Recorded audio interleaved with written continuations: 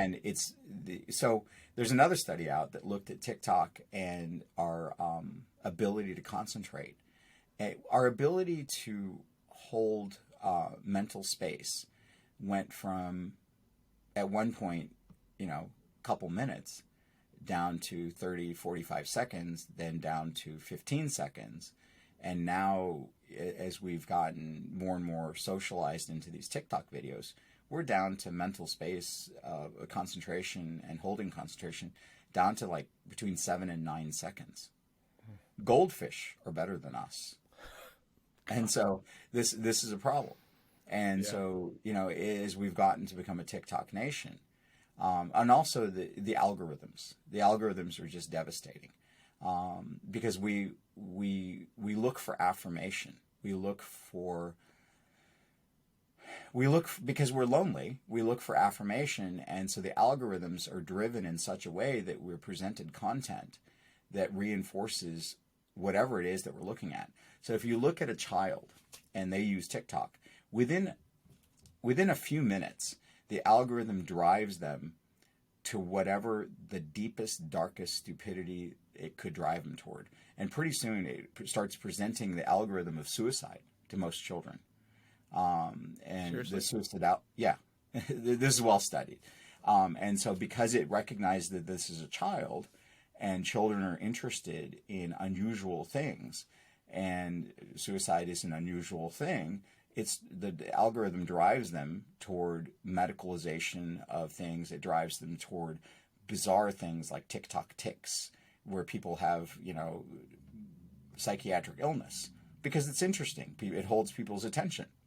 Well, inadvertently, it drives them towards suicide. It drives them towards video information about suicide, because it's not even whether they like it or dislike it. It's measuring how many seconds you're dwelling on that TikTok, and it makes a presumption that the more seconds that you dwell on your TikTok, that you like that content, whether you admitted you liked it or not. So if you're a male and you look at a scantily clad woman, just for 1 second longer than it thinks that normal people would look at it and we're not interested, then it starts presenting you an algorithm of more scantily clad women. And before you know it, it drives you toward people that are half naked, and then it drives you toward OnlyFans. It drives you toward the commercialization. And so it's measuring your attention span, and it knows that you only have attention for that one thing, because the way TikTok works, you're only being presented with one object. So it's measuring your duration of time, whether you've admitted you liked it or not. It's so crazy. It's why I try to limit even my use to Instagram as well, which I do like. Like I have a feed that is mostly like, friends, mental health experts, mobility experts, strength training stuff. But if I go off of that for 1 second, like I can't even go look at a restaurant at a city I'm going to visit without seeing somebody show their ass or something. Like it's insane what we're doing in social media, and I think we're elevating these creators to the new kind of czars of our attention. Whereas like these are the people that are getting all the likes and then they're getting sponsorship deals, and then they have more money to create more content, which people end up just following throughout the course of their careers or lives. So we're like, it's people that are dancing, creating all these ridiculous videos. Like, sure, some are funny, but like, what's there's a book I've been meaning to read for ages. I think it was written 40 years ago, something like it called "I'm Using Ourselves to Death."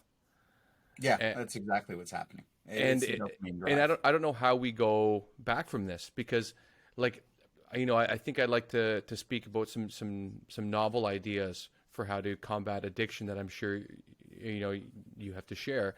And I wonder if that can even be extrapolated into our addiction with social media and this TikTok, Instagram life that we've all created for ourselves, even if it's instant messaging with friends on, iMessage or WhatsApp. Like there's nonstop dopamine. Like how do we get back to producing things that are good for each other, for the world and society, and also, just being more connected with each other? I think we're really on the cusp of like a really ugly sort of society we're forming.